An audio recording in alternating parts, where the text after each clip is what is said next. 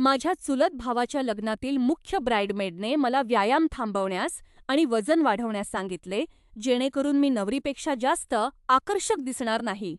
मी 11 वर्षांची आहे आणि मी माझ्या चुलत भावाच्या जेफच्या होणाऱ्या पत्नीसाठी, ज्युलीसाठी ब्राइडमेड होण्यास तयार झाले. आमचे जास्त जवळचे नाते नाही, पण जेफ माझ्यासाठी मोठ्या भावासारखा आहे, म्हणून मी ही जबाबदारी स्वीकारली, जरी यासाठी माझे $2000 खर्च होत होते. जोपर्यंत मी फिटिंगसाठी ब्राइडमेड ड्रेसमधील माझा एक फोटो पोस्ट केला, तोपर्यंत सर्व काही ठीक होते.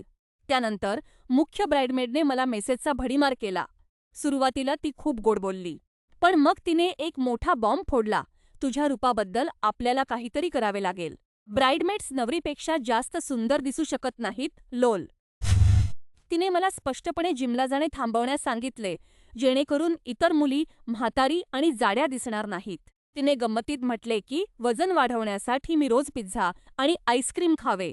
त्यानंतर गोष्टी अधिक विचित्र झाल्या.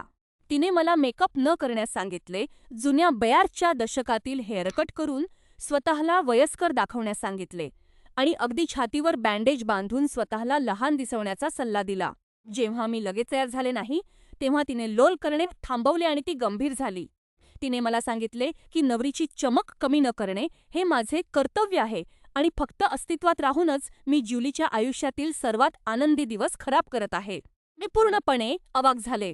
मी वेट्रेस आहे, मी खूप सक्रिय आहे आणि माझी मेटाबॉलिझम रेट जास्त आहे.